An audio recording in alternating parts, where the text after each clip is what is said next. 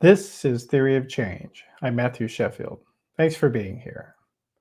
Before we get into today's program, I wanted to remind everybody that Theory of Change is part of the Flux Media Network. So go to flux.community for more articles and podcasts about religion, politics, media, and technology, and the larger trends within each of them, and how they all intersect. And if you like the program, I encourage you to go to theoryofchange.show, where you can become a paid subscriber and get full access with video, audio, and transcripts of every episode. This program is not funded by big foundations or universities or anything like that. It's funded by the audience. So I really do appreciate your support with that.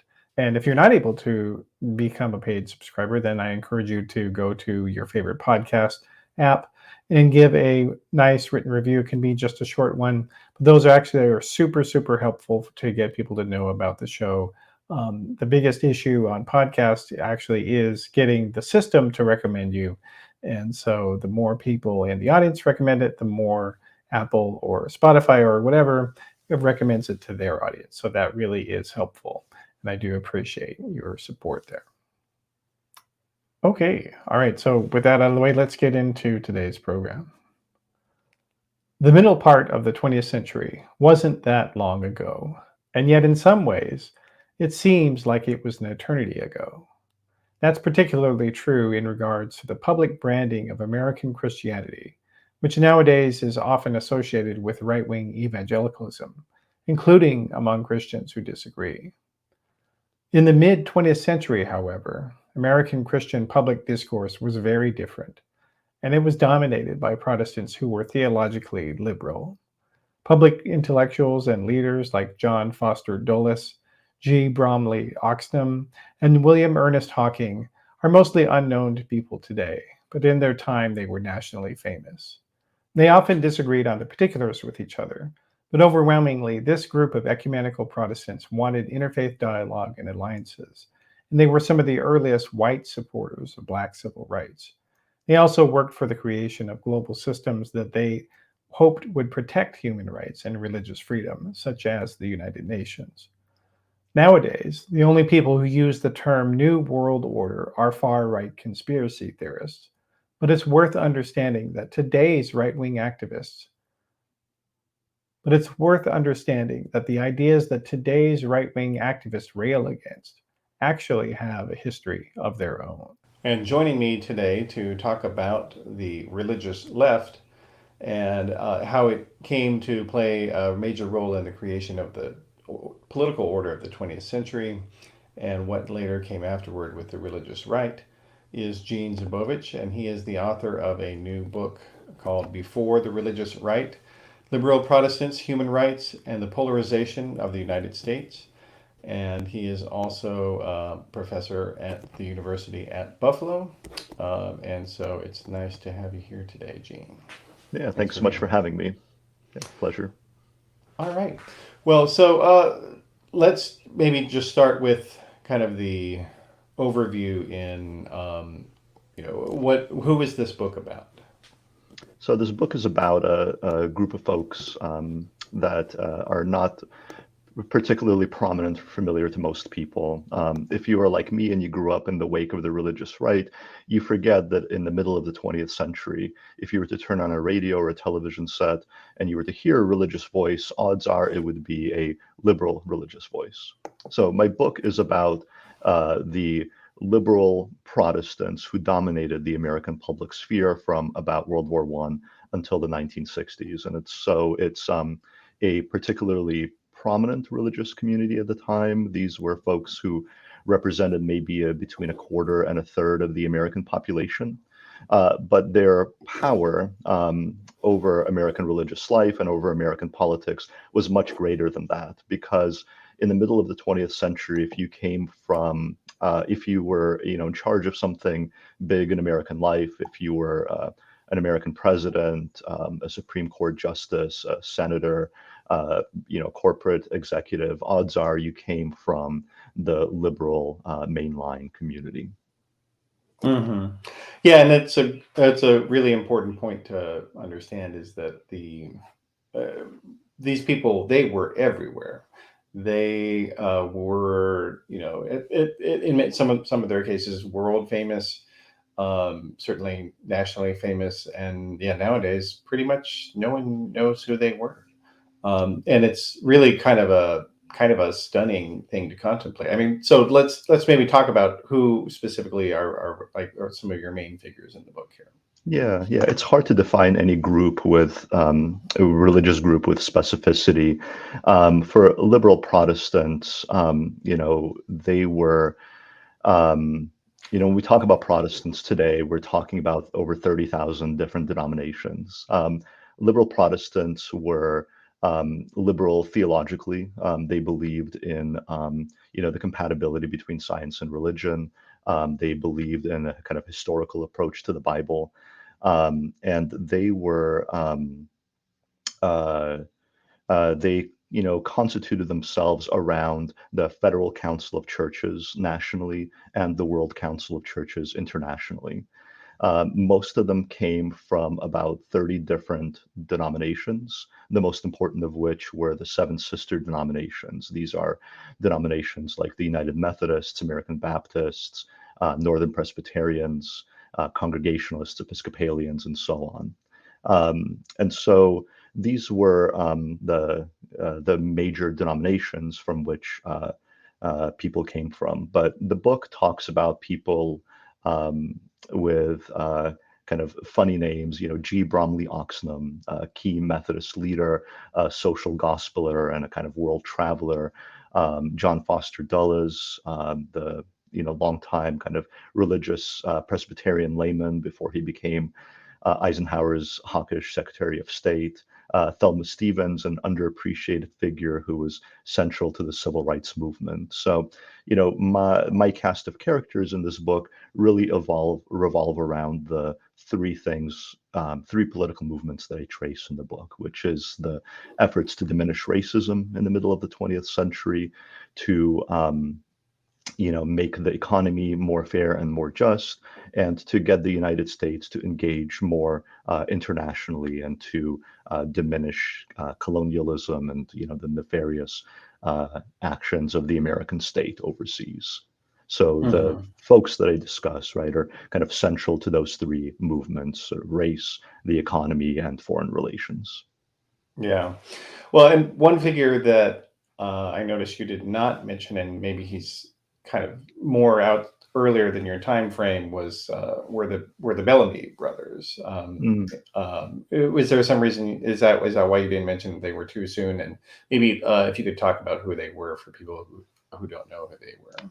Sure, yeah. So, Richard Bellamy is the author of Looking Backwards, a kind of, utopian novel. Edward, I Um, believe. Yeah. Sorry, yeah, excuse me. Yeah, yeah, yeah. Edward Bellamy was the author of Looking Backward, a kind of late 19th century utopian novel imagining Boston in the year 2000 and the kind of solutions to all the social urban unrest. These guys were social gospelers. They, you know, it's kind of a complicated story, but they probably, authored the Pledge of Allegiance, or some version thereof, and they, yeah, believed in a kind of strong state, kind of government intervention in order to better the world. You're right that my book kind of picks up at the end of World War One, and so their most kind of creative moments came in the late 19th and early 20th century. So that kind of progressive era, social gospel era spirit of ambition and reform that continues all the way into the 20th century. So that social gospel heritage of the Bellamys and many other folks um, who promoted that idea. What's new after World War One is that the social gospel heritage meets kind of Wilsonian internationalism. So what happens for people like G. Bromley Oxnam is they, right, are influenced by the Bellamys, they're influenced by the social gospel, but they're also taking the social gospel internationally. They're traveling abroad to places like the United Kingdom, Germany, the Soviet Union, and they're transforming and reforming these inherited ideas and making them anew in the 1920s and 1930s. Hmm. Yeah, and it's what's I think important to kind of also think about in that framework is that they were kind of, as you were saying, like they were very internationally engaged, and they were, responding to theological and scholarship, or like Hmm. religious scholarship trends, like the documentary hypothesis and things like that that had been Hmm. emerging in Europe. And yeah, I think you kind of talk about to some degree that they gradually became, I don't know what, maybe less theologically oriented, perhaps. Is that an accurate way of saying it? Yeah, I wouldn't say that in those exact terms. I think that there's a lot of a theological substance to what liberal Protestants are doing. I think they get knocked for, essentially not being like orthodox enough. And, the people who believe that, right, are the kind of the religious enemies or religious rivals of liberal Protestants. So if you are an Orthodox Catholic or a, conservative evangelical, what liberal Protestants are doing and saying theologically doesn't make any sense. It just sounds kind of like secular, but they had strong coherent belief systems that just look different from the kinds of theological systems that say evangelicals subscribe to, but it was important to them. What I would say is that professional theologians, that sort of like small sliver of folks who are in seminaries who are talking about Karl Barth and people like that, those don't feature as prominently. What I found is that, anybody but theologians became activists. So social ethicists, missionaries, denominational executives. These were the folks who were really on the front lines of the political initiatives of liberal Protestants in the mid 20th century. So I will say that sort of professional theologians were not particularly central to the political story, but they did have, clear theological commitments, and they followed through on them to try to make the world into the kind of place they thought, they were commanded to create. Right? They wanted to create the kingdom of God on earth, and they tried to do that. When I'm saying theological, I mean like they're less interested in sort of the controversies of doctrine or history, and more thinking more about values, and sort of how do we say we believe these things, so how do we put them into practice, kind of. They're concerned about lived theology. One of the innovations of liberal Protestantism is they start paying attention to, the body as much as the spirit, right? They come to believe that, taking care of people's bodies is a prerequisite to taking care of their souls. And so for them, right, making sure that people are fed and clothed, and are thriving, right, physically, economically, that's a necessary part of them thriving spiritually. So, what you see is the work that they're doing, right? The political work, the activism, the the social welfare stuff that they're doing, but there is a kind of deeper theological basis for that work that's maybe not as evident, maybe not as central. They're not as concerned about the nitty Debating gritty of it, yeah. theologically debates, but it's there nonetheless. Yeah, yeah. Okay, and then so let's maybe just go to the different organizations that they started creating at this time period. So you mentioned what later became the National Council of Churches. Let's, yeah, tell us about that organization and what was the impetus behind it. Yeah, the Federal Council of Churches which was renamed the National Council of Churches in 1950. The Federal Council of Churches, the predecessor organization, was founded in 1908. It was this kind of social gospel moment. It was a combination of kind of a think tank and a political action committee on behalf of mainline Protestant groups. So sometimes it's kind of described as a bulldozer. It kind of clears the way for denominations to engage, socially and politically. So it came about in 1908 at this moment when there was a lot of enthusiasm for the social gospel and social reform and trying to make the lives of working class folks better. By World War I, it became really engaged in anti-racist initiatives as well. In the wake of the race riots that took place during World War One, it became engaged on that issue as well, and it really was part of the ecumenical movement. It's kind of a old-fashioned word, but what ecumenical Protestants thought they were doing was bringing different denominations that had split apart over the course of history for various reasons. Northern Presbyterians and Southern Presbyterians, Northern Methodists and Southern Methodists, all these various kinds of German Reformed denominations. Right?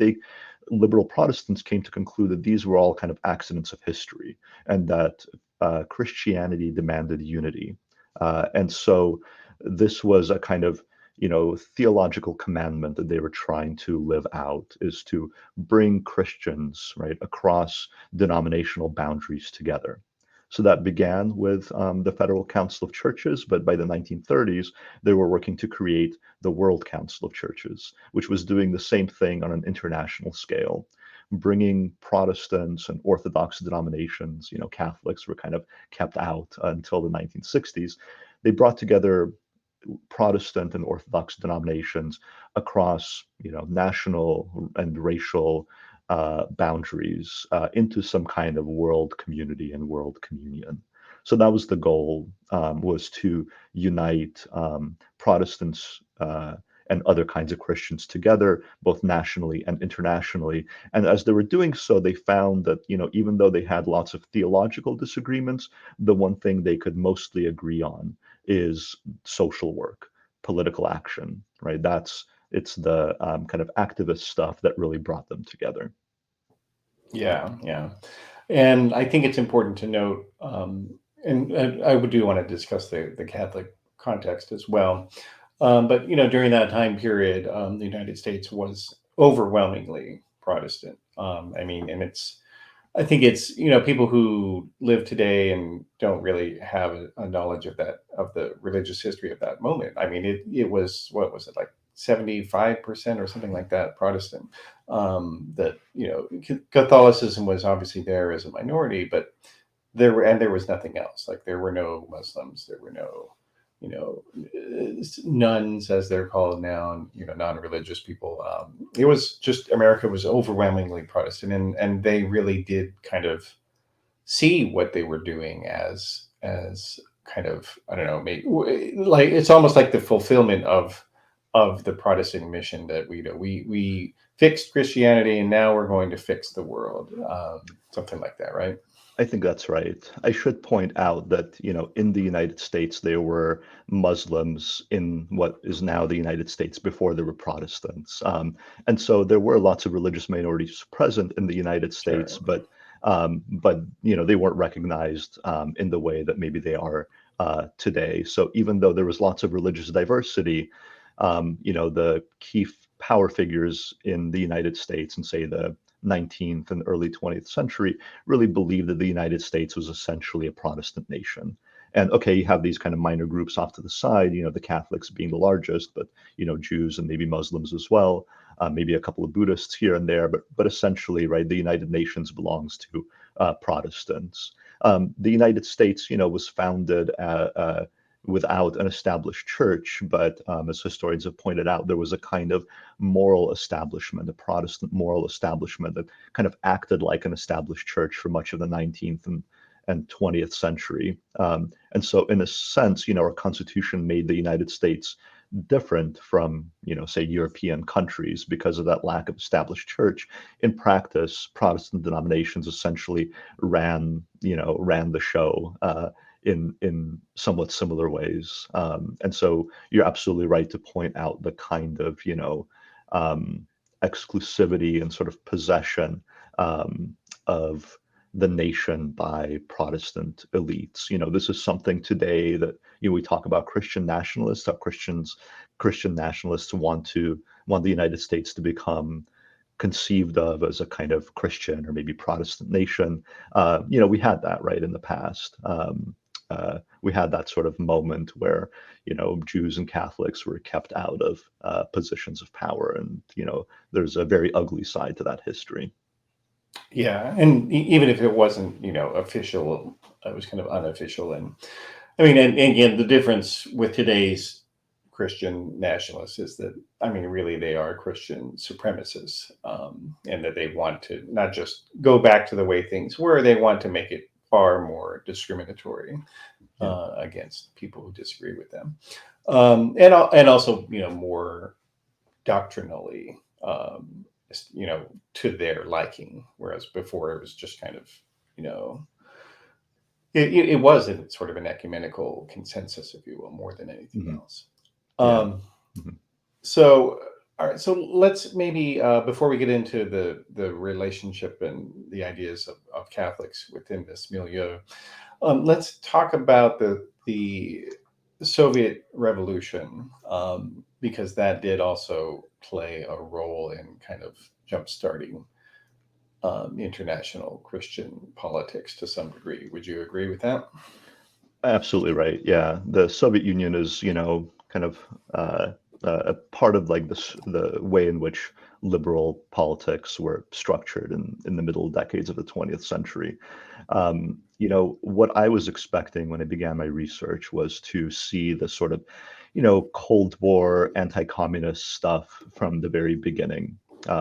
When I started researching before the religious right, I expected that when liberal Protestants thought about the Soviet Union in the 20s and 30s, that they were essentially going to come to the same conclusions as they did in the 1950s, which is, the Soviet Union is evil.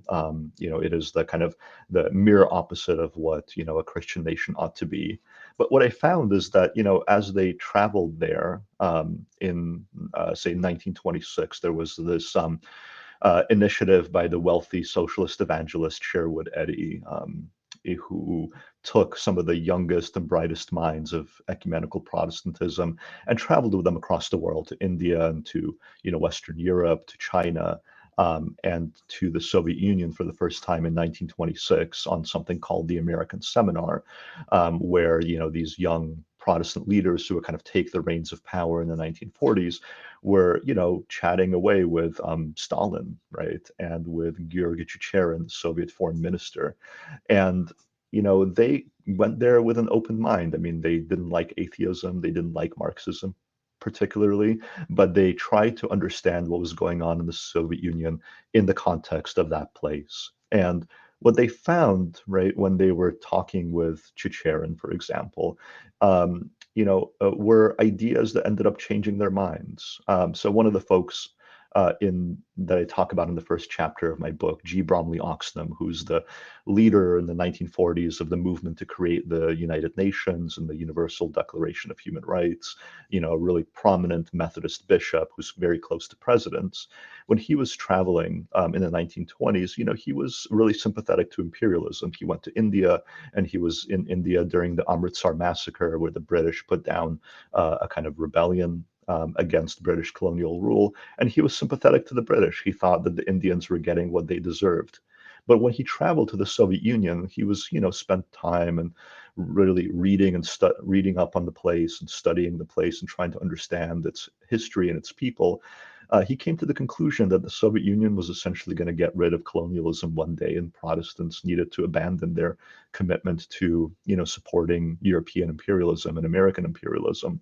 And so there is this kind of complicated, tangled history between liberal Protestants and the Soviet Union that I found really surprising. I had expected there just to be antagonism, but actually, the Soviet Union was a site where Protestants kind of reconceived ideas about their own society and their own place in the world.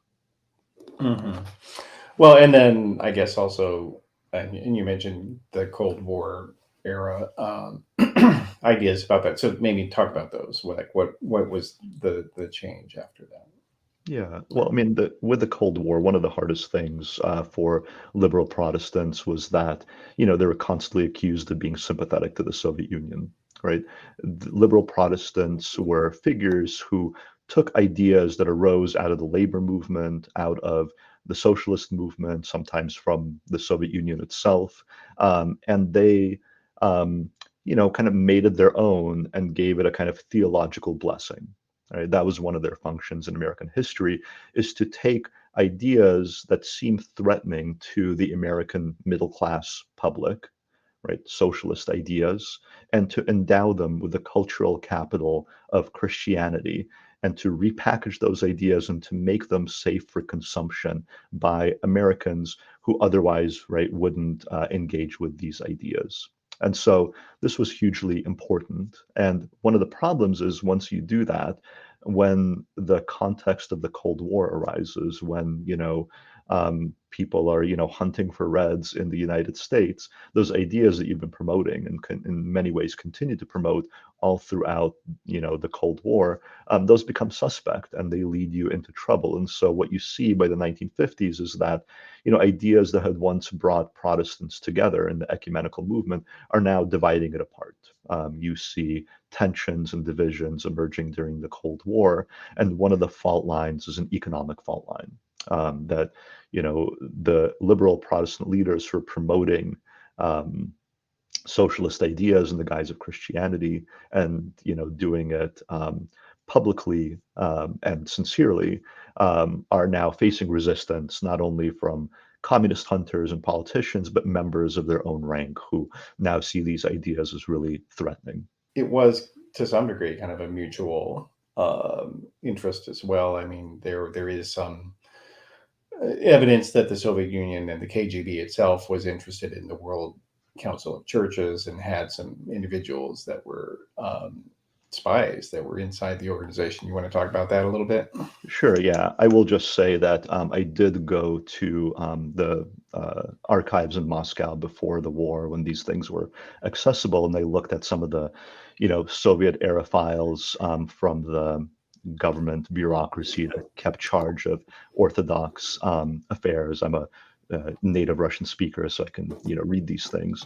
And what I found is that there was an interest, and the Russian Orthodox Church was sort of used as a foreign policy tool on behalf of the Kremlin. But what they really cared about is Catholics and the Catholic Church and the Vatican.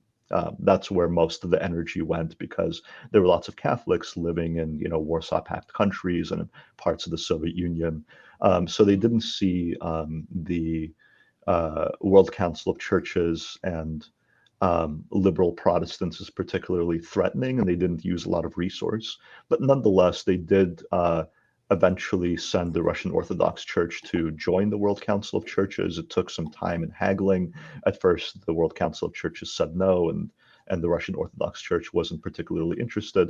But eventually, there was a rapprochement between the two, and they ended up kind of cooperating and working together on basically anti-racist initiatives. And they found the one area of common ground between liberal Protestants and the Russian Orthodox Church was to call out racism wherever it existed. And so they were trying to focus the attention of the World Council of Churches away from issues like religious liberty, which were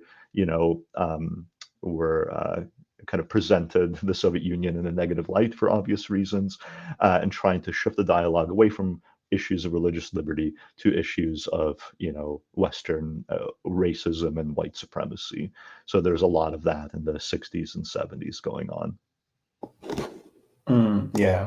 And now, what about Metropolitan Nicodim? I don't know. Sorry, I'm probably butchering the, the pronunciation there. Talk about him. Who was he? Yeah, yeah. I don't write much about him in this book. I'm working on a new book that might mention him a bit more often. Yeah, he was higher up in the church. I think he was for a while the kind of the person who was in charge of kind of essentially like the church's foreign policy or international diplomacy. Kind of a mysterious figure. I couldn't get much of a sense of who he was as a person from archival information, but probably Soviet specialists know more about him than I do. Yeah. Well, at the very least, apparently in the Mitrokhin archive, he was listed as a Soviet KGB agent. Yeah. Uh, I will say that what it means to be an agent is not as sort of clear as you would think, right? These are just folks oftentimes who agree to cooperate, right, and send reports based on what they're doing. Once their trip was done overseas somewhere, it was actually quite common in the United States as well. Matthew Sutton has a great book called Double Crossed. It's about American missionaries essentially working as spies. Sometimes willingly cooperating, sometimes a member of the OSS or the CIA would just pose like a journalist and just kind of, oh, tell me about your time in China, what was that like, and they'd ask them some specific questions. And so I just say that because on both sides of the divide, right, the Iron Curtain divide, there was a lot of cooperation between religious figures and state intelligence agencies. But what that cooperation looked like and what it means to be a CIA asset or a KGB agent really was could mean very many different things, if that makes sense. Oh yeah, absolutely it does. And I guess another example of that would be William F. Buckley, the right wing, media impresario. He was apparently had some sort of relationship with the CIA during his lifetime for a few years. But to that end, though, I guess one of the key figures that you talk about quite a bit in the book is John Foster Dulles. I think to the extent that people nowadays know who he was, they know that there's an airport named after him. But he was, he was just a huge presence in both American and religious and political life. Let's talk about him for a little bit here, Yeah. if we could. Yeah, a really interesting guy, of course, yeah. And Dulles Airport is named after him. He is probably most famous for being Dwight D. Eisenhower's very hawkish Secretary of State.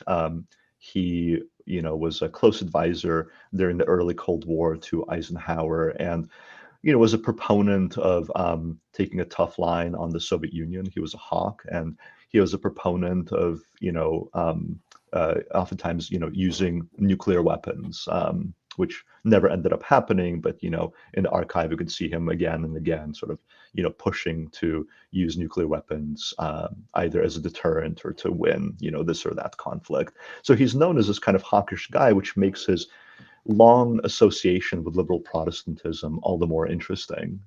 He grew up in a diplomatic family. His grandfather had been a Secretary of State. His uncle Bert, the Secretary of State, Robert Lansing, also served in that position and took a young Dulles, a young John Foster Dulles, to Paris in 1918, 1919, when World War I was coming to an end and the uh, Treaty of Paris was being negotiated and the League of Nations being negotiated. So he's comes from this, pedigree um, foreign policy, and that's kind of what he eventually does. But he also comes from a religious family, a Presbyterian family. His grandfather was a longtime missionary, and he himself becomes a prominent layman. And for most of his early life, he works as an international lawyer, but he also works as a religious lawyer. He gets involved in the 1920s in these heresy trials. This is a moment when the modernists and the fundamentalists are fighting it out between the two of them, right, over Protestant theology. It's one of these moments when theology really does matter and it's at the heart of things. And, people like Henry Pitney Van Dusen get put on trial by their denominations because they say, I don't believe in the virgin birth of Christ, or I don't believe in the bodily resurrection of Jesus. And then there's this trial that happens where you're tried for heresy to figure out whether you can remain a minister of good standing in this denomination. And Yeah, John which Foster Dulles, yeah. sorry, and I'm sorry, like that is the original cancel culture. Yeah, that's a great It's way of funny putting it. Yeah. that today's Christian right has literally flipped the history on its head. That the far right Christians were continuously, like throughout Yeah. Christian history, been the ones that were interested in censorship and canceling people. Yeah. Um, But I'm sorry, go ahead. No, just to add to that, I mean, it's a perennial question in any religion, including Protestantism, right? How, to what extent can you honestly reassess your faith, your theology, and your values in a community that usually has sort of standards, right, for what orthodoxy means, right? This comes up again and again. Um, in a community like Catholicism, this is easier, I should say, to figure out, right? There is an authority, right? He's in the Vatican, and he gets sort of ultimate say of like what is and is not Catholic theology. Protestantism, it's much messier, right? There's no Protestant pope. Even lots of denominations which follow, for example, the congregational model. They each church essentially gets to decide what theological orthodoxy is for themselves, and so it gets really messy and tricky, right? And there's lots of innovation and change and flux, right? In these communities that makes it a really interesting group to study. But Dulles, right, is very much on the kind of liberal modernist side. He believes you can be a good Christian without having to believe in certain forms of miracles or certain kinds of doctrines that that other people consider orthodoxy. And he's really good at getting these people off the hook. The people for whom he acts as a lawyer in these heresy trials mostly, right, end up retaining their pulpits. And in this way, right, the modernists kind of win out over the fundamentalists, who split off and create their own institutions that'll become really important later on in life. Dulles, after this kind of religious work, he's also an international lawyer, and he's thinking through the challenges of international order in the 1930s. He's attending the meetings of the League of Nations, the kind of precursor to the United Nations, which is falling apart in the late 1930s. And after one of these particularly contentious meetings where, the League of Nations tries to stop the Italian invasion of Ethiopia but can't do anything about it, he goes to Oxford, England in 1937 from Geneva. And at Oxford, he sees many people from the same countries cooperating with one another. And this is the conference where the World Council of Churches is being created. And he thinks that there's something about Christianity that's especially good at binding people across national boundaries and promoting cooperation. And he thinks to himself, we need more of this in the world, right? We need religious values to be more prominent in international politics so that there is, goodwill and brotherhood promoted. And he thinks that the World Council of Churches is going to do a much better job creating that unity than the League of Nations. And so he essentially gets really close to the churches. And all throughout the 1940s, prior to the election of Dwight Eisenhower, he's working with church groups, and he's working on essentially creating a kind of world government, the thing that becomes the United Nations. This is Dulles's main project all throughout the 1940s. Yeah. And well, and also for him, it's, I think there seemed to have been, some real concern that, I mean, it's like he kind of maybe saw himself as sort of in between, like, and wanted to see the World Council of Churches and liberal Protestantism as sort of the reasonable middle between atheistic communism and, Christian fundamentalism. Would you say that's an accurate assessment? I think that's right. Yeah. I think lots of people believe this. What's distinct about John Foster Dulles is, from his point of view, there's really no difference between a liberal international order premised um, on Christian values and American values, right? There's no conflict between creating an international community and you know spreading American influence throughout the world. These two things are basically the same project for Dulles. Um, so in the late 30s, 1940s, you could hear him saying, we need a world government. that'll essentially be like, you know, the early history of the United States, when the states were sort of coming together slowly but surely, um, and eventually evolved into a kind of more serious government structure, right? He has that vision for the world. He wants like a proper world government. He says things like, we need a new deal for the world, and I think he's genuine. I never quite figured out Dulles, but I think he's really taking seriously, the issue of war and conflict, and really believes that world government is the thing that the world needs. And once the Cold War comes, and once he figures out, oh, actually, right, this world government is going to involve the Soviet Union, it's going to involve lots of countries that don't want to promote American values. And once he sees there's actually quite a cleavage, right, between the spread of American, wealth and power and ideas, and right, a kind of true world government, then he abandons the project and becomes much more of a nationalist. So that's kind of my read on him.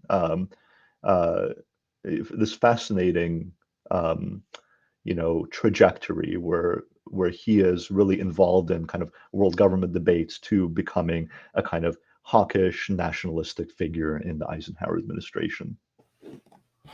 Yeah. Now, what about the idea, though, of sort of, I mean, so yeah, the idea of world fellowship or world government. I mean, obviously these are different things, but there was, and to go back to Edward Bellamy, for Mhm. him, the key kind of the main reason in his book, looking backward, of why Americans created this sort of socialist utopia, was that for him, that they were making the world ready for Jesus to come back to. That's Mhm. why they were doing that. And Mhm. how much is this sort of eschatological thinking animating liberal Protestantism? And not everybody had it, but some of them did, right? Yeah, that's right. Yeah. So there are two ways of looking at, I mean, broadly speaking, two ways of looking at eschatology. And historians often make the distinctions between premillennialism and postmillennialism. Premillennialism is the idea that, you know, uh, just really, really roughly speaking, that the world is going to become a much worse place before the return of Christ. And so if you hold the premillennialist view, like many fundamentalists and evangelicals did in the 20th century, then you're not going to invest quite as much in institution building, because all of that's going to fall apart, right, in the tribulations, and during the rapture. Um, Most liberal Protestants also had a eschatological view, but they believed that essentially, in the post-millennialist view, that the way in which the second coming is going to be accomplished is that piece by piece, the kingdom of God on earth is going to be built, right? So the kind of trials and tribulations were, a thing of the past, right? That you could slowly but surely, right, make the world an increasingly Christian place, right, an increase place where harmony is, harmony, peace, and justice thrive. And after that happens, then Jesus returns, right? And it's a view of eschatology that is much more amenable to, social welfare and racial justice and international engagement. In the postmillennial view, those things seem much more important. Hmm.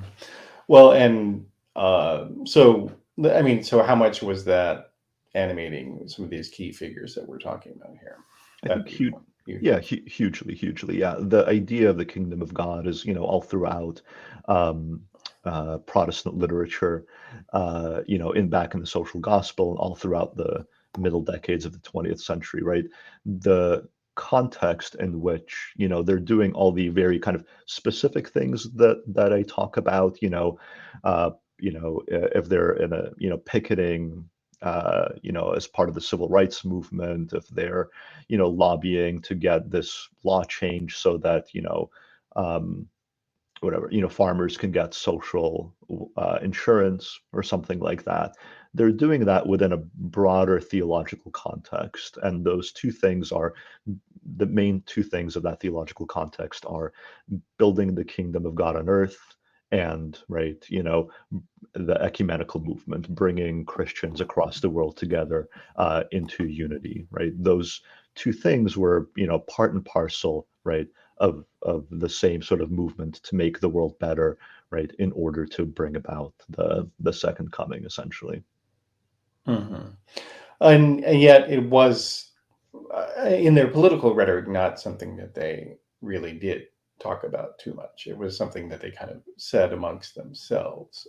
Is that accurate, would you say? Yeah, yeah, I think so. There was a internal rhetoric, right, meant for, fellow believers. So if you look at like, the Methodist press and what they're talking about, this stuff would be all over it. But, ecumenical Protestants also recognized that they lived in a country and in a world where there were lots of Protestant denominations that didn't believe the same thing. They were early cooperators with Jews and Catholics. And so they recognized that there were lots of Americans who weren't Christians, who weren't even or Protestants, and they recognized that in the broader world there were officially atheistic countries, there were predominantly Muslim and Hindu and Buddhist countries. There were lots of different types of people in the world. It was a very diverse world, and so the justifications, right, maybe the motivation for the work that they were doing came from their own specific theological belief. But in a diverse world, right, you need to justify your actions beyond your own community. And when speaking to broader communities, they found that they could talk about the same ideas, right, in a way that would appeal to people beyond their own specific Protestant denominations. And so one of the languages that they started using was the language of human rights, which for them felt like it was saying much of the same stuff as the Bible was saying, as their own religious traditions were saying, but in a way that wasn't overtly couched um, in specifically Protestant values. And so they came to believe that the language of human rights was one way of, building a more Christian world without making it explicitly Christian, right? Inviting, Jews and Catholics and Muslims and even atheists to take part in building the kingdom of God on earth, even if these other groups would do it for their own reasons, right? That didn't necessarily come from, Protestant theological commitments. So that's one of the reasons why I highlight the language of human rights in my book is that, I think essentially it's a translation of Protestant theology for a broader, more cosmopolitan, more diverse world. Hmm. Yeah, and I guess, well, two things real quick. I guess let's maybe cover one that you don't talk about too much in the book is like this idea of Judeo-Christian. That's, this concept was invented. The term was invented in your time period here, roughly like the 1920s, 30s, I believe. Um, and you note that Franklin Roosevelt was one of the people who kind of used that. But so specifically, though, like why did this term get invented, and what did people say before this term? Like, what was it? What did they say instead? Yeah, for much of American history, the United States was conceived of as a Protestant nation. And beginning in the 1930s and accelerating after World War II, more and more public figures started talking about the United States as either a tri-faith nation or a Judeo-Christian nation. So the goal of calling the United States not a Protestant nation, but a Judeo-Christian nation was to welcome in uh, Catholics and Jews into the American public sphere. Now, there were two ways of doing this. One way was, you know, it was to, right, it was about increasing pluralism, right? It was about, inviting, right, like different kinds of religious communities into the public sphere and accepting them and promoting greater tolerance of Catholics and Jews.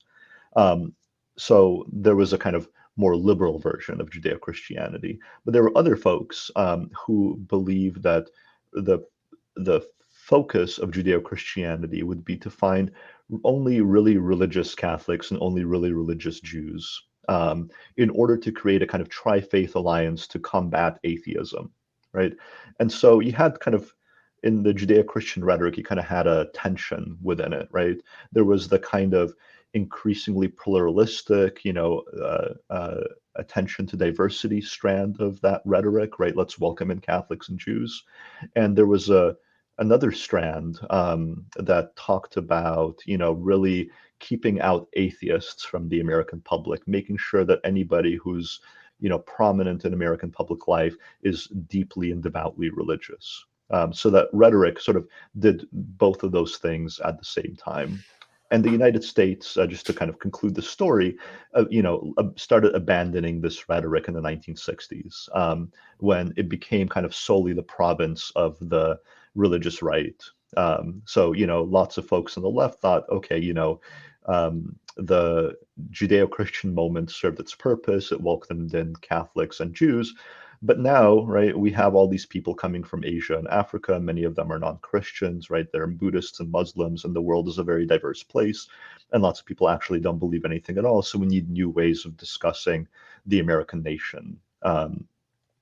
That's less religiously specific. And that's when the religious right really grabs onto the rhetoric of the Judeo-Christian nation. And that's why today, you only hear about Judeo-Christianity coming out of the Republican Party and not, the Democratic Party. Yeah. Well, and it is notable also, though, that I think, within the sort of the historiography of religion, Judeo-Christian never really caught on as a term because it's largely inaccurate in terms of, like specific doctrines. Christianity and Judaism have extremely different interpretations of many of the key stories in the Hebrew Bible. And so to say that, I mean, in some sense, like some limited sense, like in other words, that they have the same text that they, both claim to believe in. That's true that exists, but in terms of political history of these two religions, they're really not related to each other, and Judaism has no influence on Christianity, after the establishment of Christianity. Not really. I mean, would you agree with that? Yeah, I think that's more or less right. I mean, Jews were one of the, along with liberal Protestants, were one of the communities that was really forceful about this rhetoric, and it served a purpose for them in the 1930s and 1940s when, anti-Semitism was unimaginably popular in the United States. It was common, it was widespread. People talked about it openly and in public. Franklin Roosevelt, essentially said that, we're a Protestant nation, and Jews and Catholics are here under sufferance. And he said this at an event where there were Jews and Catholics in the room. So people, were openly anti-Semitic and weren't particularly shy about expressing these sentiments. And so Judeo-Christianity was a strategic move, right, that made sense for Jews and certain kinds of liberal Protestants in the 30s and 40s. But by the 1960s, when pluralism was sort of more in the air, more rooted, more established, Holocaust memory started rising up, then, okay, the differences between these religious communities and the theological distinctions became more prominent once, right, the feeling that, anti-Semitism is going to make a huge comeback kind of seemed more remote. That's when in the 60s, right, you got to have more of this theological parsing that was happening. Yeah. All right. Well, so we've talked about Catholics in this conversation a bit here, but let's maybe focus on them directly. So, Mhm. I think to a large degree, and you talk about it, that, Catholicism had its own tradition of international order, and it had many centuries of doctrine about, the relationship between church and state. And so to some degree, the people who were doing this, creating liberal Protestantism, they were doing it as a way, in some sense, maybe to create something that is kind of a mirror to what the Catholic tradition was. Um, but the Catholic tradition also, up until the Vatican II reforms, was, very skeptical of democracy and skeptical of separation of church and state. So let's, I mean, there's a lot in there. I acknowledge. So let's maybe just start wherever you want to start with that, and then we'll continue with the Catholic discussion. Yeah, let me just backtrack to say that the reason why I wrote this book about liberal Protestants, not about Christianity more broadly, is because these liberal Protestants in the mid 20th century were essentially the last establishment in the United States, right? Evangelicals and conservative Catholics today wish they had that kind of cultural power, right? But they're just partisan groups among many partisan groups, right? I don't know if the United States is ever going to have a kind of truly established, religion in the way that mid-century Protestantism was. And so the reason I was interested in this community is because of its, kind of hegemonic role, right? Kind of the last establishment, essentially. Um, and right, and their history is really weaved into American history. So is the history of American Catholicism. It's a really interesting story. A minority faith in a country that is predominantly Protestant, as you had mentioned, under siege for much of the 19th century, both in the United States and in Europe. And so, over the course of the 19th century, Catholicism becomes much more conservative, we could say, right? Much more anti-republican, anti-liberal, more focused on cementing the power and authority of the Vatican because, in Europe, right, ever since the French Revolution, the Catholic Church is sort of losing power and influence on the European continent, and the Vatican looks at the United States with a lot of skepticism. All this stuff about pluralism, individualism, mobility, right? These are values that look from the perspective of the 19th century Vatican's point of view as antithetical to Catholicism. And so they are, they essentially condemn what they view as quote unquote Americanism, all these kind of liberal values that are being promoted in the United States. But that's not to say that, Catholics, right, are just following along the lines of the Vatican. There are lots of folks in the United States, both clergy and especially in the laity, who, right, essentially, acculturate to American political norms, and start thinking of themselves as, essentially both good Americans and good Catholics, and they don't see a conflict between the two. But on the whole, right, the Vatican's line, essentially, is the predominant one until the reforms of Vatican II in the 1960s. And so, for much of the period that I discuss in my book, right, Catholics essentially position themselves as, right, a kind of conservative alternative and a set of institutions that are alternative to the, kind of mainstream liberal Protestant project. Yeah, and this is definitely beyond the scope of your book, but like the Catholic Church's response to the Adolf Hitler regime, kind of does, I think, well, let's maybe talk about that a little bit in sort of the aftermath of that. Yeah, I mean, it's an extremely controversial and complicated and nuanced subject. We're getting more and more information about it now that the Vatican archives from this era are opened, and so there's much more nuanced takes on what Pius XII was trying to achieve. And there's a lot of debate among historians, and I'm not a expert on this stuff, so I'll leave it to them to sort it out. But what you could see from the American vantage point is that most, the vast majority of American Catholics, to take another example, Catholic institutions, I should say, when they were looking at the civil war in Spain and the ascendancy of Franco in during the Spanish Civil War in the late 1930s, almost every single one came down on the side of Franco.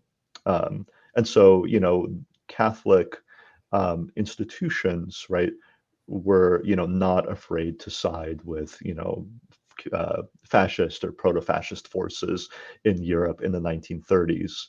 I think the only kind of magazine that didn't take Franco's side is Commonweal magazine, which is sort of today known as a kind of like liberal journal. They had a debate about it. They weren't sure kind of which side they wanted to take, but I think every other Catholic publication in the 30s took Franco's side. And so, right, this was a community whose, elites, right, whose clergy, were very much had a very complicated and distant relationship from liberalism, right? Like these were not promoters of liberal values. They had kind of their own project that they were promoting, right? Which wasn't fascist, I should say that clearly, right? But could sort of sway between liberalism and fascism in as sort of the winds turned, essentially. Yeah, and I think that's an important point to make, though, because especially for 21st century Americans and people who may not be religious themselves, that there's this tendency to label everything that is reactionary or far right as fascism, um, and there may be some commonalities with that, with the historic term, things that were called fascism. But the reality is that these are ideas that are a lot older than Benito Mussolini and Yeah. Franco and Hitler. And so you have to understand that if you're going to try to counter it, I believe. There's a certain kind of conservatism, by which I don't mean like, libertarian economics, right, or like William F. Buckley or Ronald Reagan. I mean, sort of like a rootedness in tradition that Catholic institutions are really good at promoting. Evangelicals are not particularly good at this, partly because I think they've, really like imbibed the spirit of American individualism and freedom and libertarian economics. But Catholics are really good institution builders, and their elites are really good at kind of reproducing, right, like a really rooted conservatism. And so, in some way, I think that the the history of Catholic institution in the United States, one of the most important roles that they serve is being a kind of bastion of conservatism. One that oftentimes is not favored or, uh, one that doesn't, have a lot of sympathy from the laity. Most Catholic churchgoers in the United States today are to the left on many issues when compared to, say the Catholic Bishops' Council or something like that. So I should make it clear that I'm not talking about all Catholics, right? But there's a way in which, Catholic institutions and Catholic elites are create the institutional setting that can kind of reproduce generation upon generation of conservative values in the kind of Burkean sense of conservatism in a way that other religious groups are not particularly good at doing. Yeah. Well, and actually, to that end, this liberal Protestant establishment that we're talking about here, it also failed to reproduce.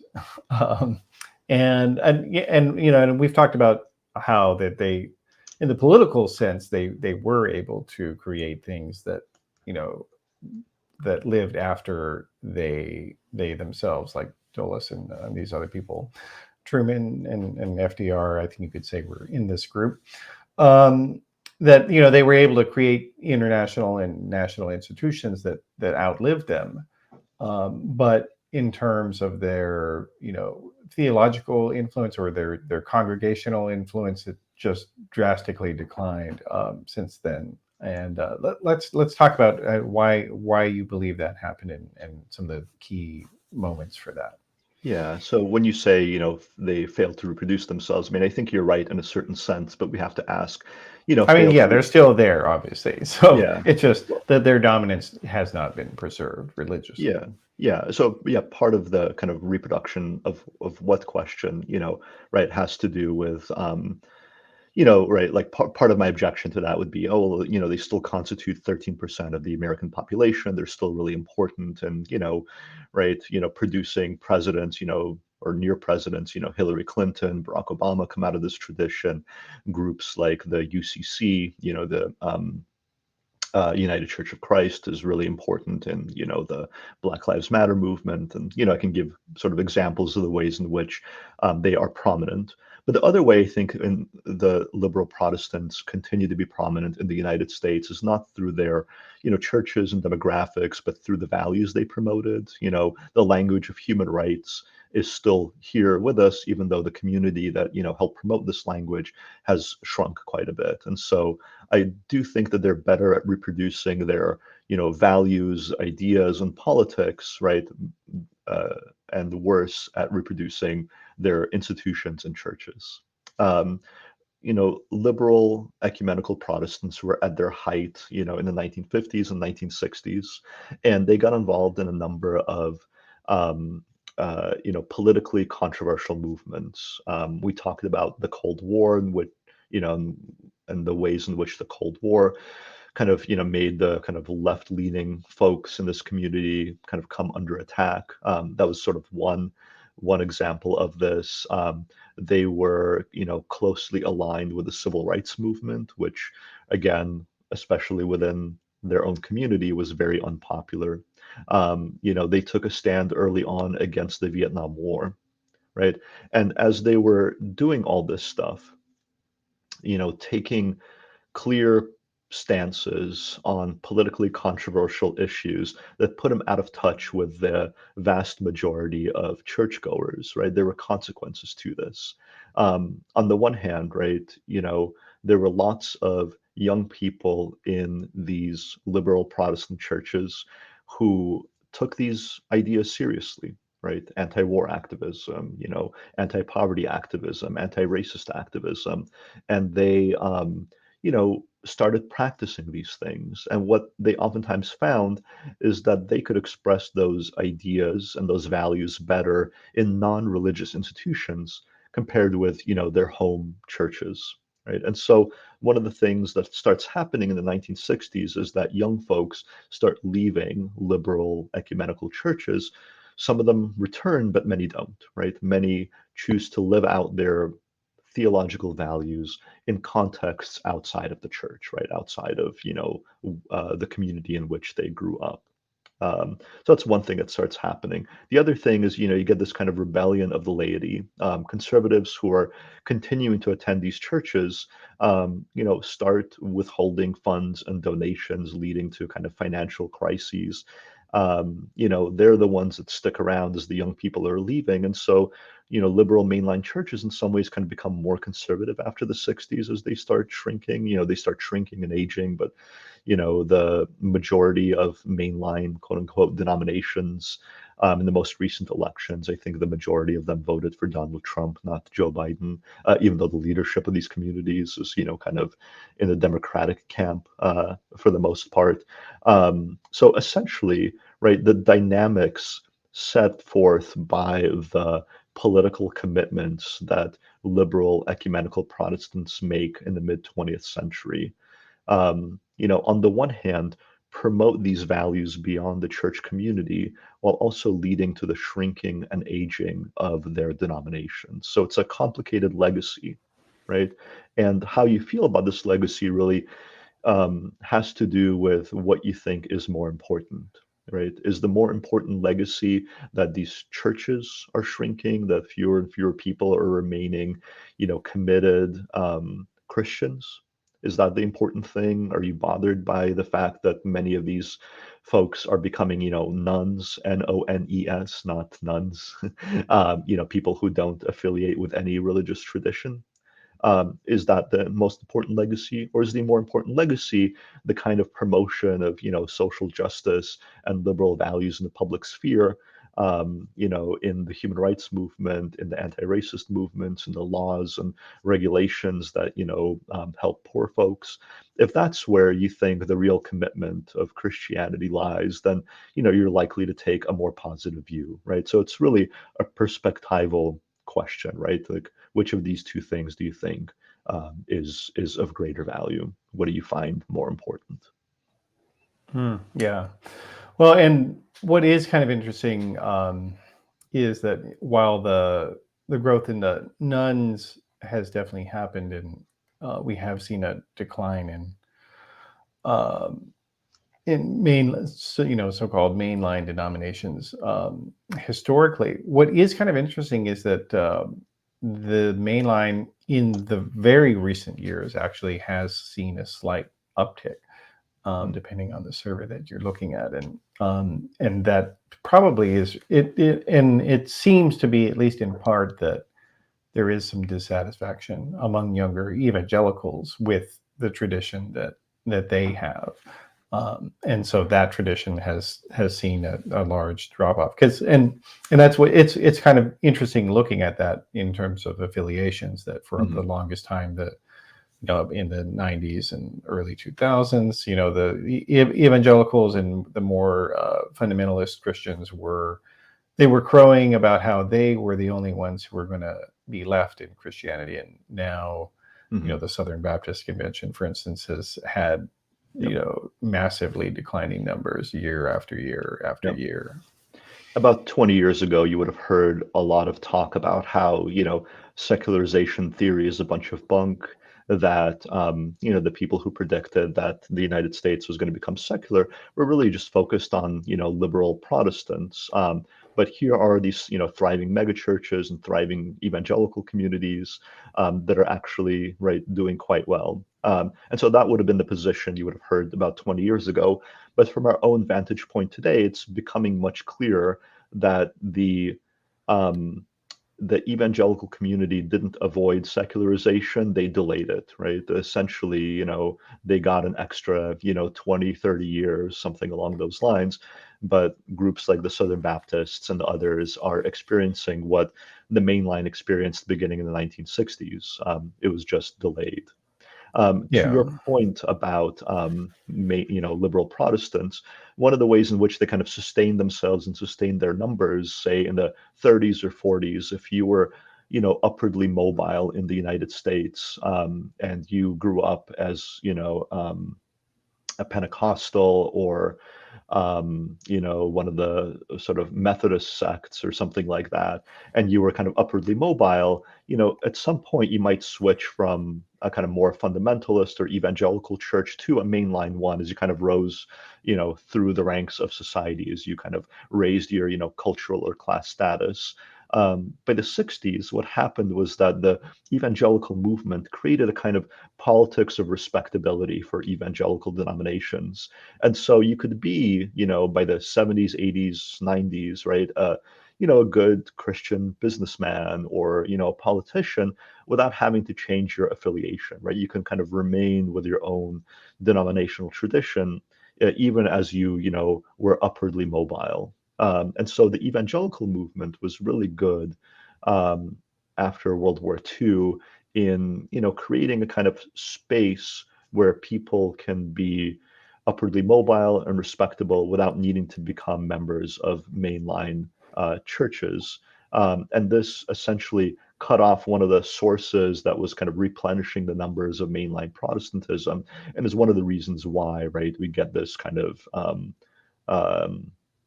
a shrinking of the main line. So what you're describing more recently, maybe a slight uptick in the numbers of folks who are switching from evangelical to mainline churches, if that is in fact happening, actually seems to sort of follow a historical pattern. Interestingly enough, it kind of harkens back to a phenomenon that had existed earlier. Hmm. Yeah, and we'll see, to what extent that continues, or if it does or not. But it is, I mean, it is notable also, though, that a lot of that seems like almost all the growth when you look at demographic studies on religious switching, that people who were joining these more fundamentalist denominations were not non-Christians. They were basically sort of cannibalizing the other Christians. And now that those groups themselves have had their own secularization and disaffiliation, Mhm. that's kind of eaten away a lot of their numbers. there's not really any pool of people to draw on for the Yeah. fundamentalist denominations anymore. So, Mhm. so now things may be going back in the opposite direction, Yeah. as people who were born and raised in a fundamentalist tradition are saying, "Oh, I don't think I believe this stuff is literally true," and I Mhm. see these other people don't believe that either. So maybe I'll go talk to them. Yeah.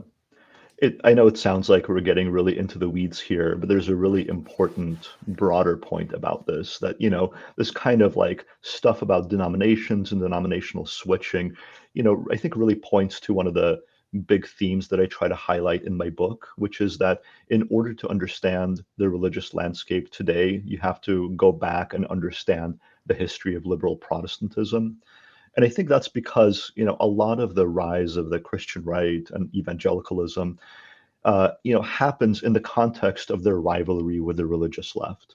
It's essentially an intramural religious rivalry, right? By the 70s, evangelicals are essentially saying, we're out to combat atheism and secularism, we're rebelling against the secular state. But what I think is a better description of what they're doing is, right, they're fighting back against religious liberal values, right?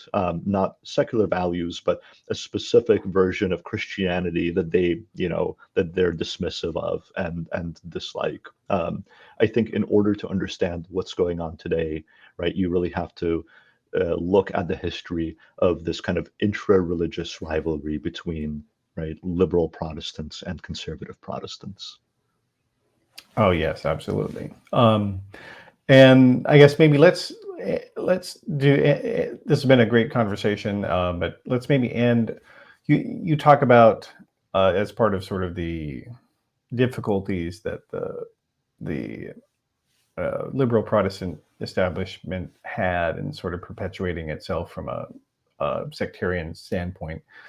You talk quite a bit about this idea of a clergy laity gap as something that began to grow larger and larger over time. What did you mean by that? For just so we can talk about that. Yeah, the clergy laity gap is one of the central dynamics that I think helps explain the decline of liberal Protestantism in kind of numerical terms and the creation of a religious vacuum, right, that into which the evangelicals and the Christian right step into. Essentially, right? The liberal Protestant leadership, all these ministers and denominational executives, missionary heads, theologians, and others, right, are promoting increasingly liberal values all throughout the mid 20th century on topics that are controversial and unpopular, right? Diminishing racism, lessening poverty and economic inequality, providing an alternative framework to the Cold War, to create a more sort of peaceful, less confrontational world. These are all things that in the pews of the churches, among churchgoers, right, are deeply unpopular. And what you have emerging over time, and I think this has a really long history, but in the middle of the 20th century, especially by the Cold War, you really see the clergy laity gap develop into a chasm, right? That the ministers and the people in the pews really don't agree politically, right? And so what happens is that you get this sort of divide, right, between the liberal clergy and the more conservative, um, church-going public, that I think is, at the heart, right, of the story of the decline of the main line and the ascendancy of more conservative religious values, right? The liberal Protestant ministers and especially the national leadership are asking people, in small towns and villages and big cities across the country, right, to really reckon with, human rights, anti-racism, anti-war protesting, things like that. And churchgoers just don't want to hear it, right? They're deeply resistant to it. And it's this kind of fracturing, right, of this community that essentially undermines the leadership and allows for evangelicals to kind of step in to say our values are more in line with yours to the laity, right? Our version of Christianity, the kind of Billy Graham version of Christianity that doesn't really ask you to change your mind or your values, right, about the world. It's essentially a version of Christianity that is telling you that what you grew up with is good enough, right? What you believe is what the Bible says, right? The Bible is not telling you to, go protest the Vietnam War. It's telling you actually the opposite. It's telling you what you already think about the Vietnam War. Um, just to take one example. And so, right, the clergy laity gap is, I think, a central dynamic to the decline of liberal Protestantism and the ascendancy of evangelical religion in the United States. Hmm. All right. Yeah. Well, there's so many other things we could talk about here today, but I don't want to make the conversation too long here for the audience. But yeah, it's been a great discussion. Let me just put up the book on the screen again. So we've been talking today with Gene Zubovich. He is the author of Before the Religious Right: Liberal Protestants, Human Rights, and the Polarization of the United States. It's definitely worth checking out. I recommend everybody do that. And then, of course, you are on Twitter as well. And that is, I'll have to spell it for the listeners since you've got your fine Russian name there. So Gene, Gene, Zubovich. It's been a pleasure talking with you today. Thanks so much. It's been lots of fun. All right, so that's it for this program. Thanks for watching, listening, or reading. And if you're interested in more discussion about the religious left and the religious right, I recommend checking out episode 62 of this program, where I talked with historian David Hollinger about the rise of American fundamentalism and its integration into right-wing republicanism. And as always, if you like what we're doing here, you can go to theoryofchange.show, where you can get full access to every single episode with video, audio, and transcript. And I do appreciate everybody who is a subscriber of the show. Thank you very much for your support. I'll see you next time.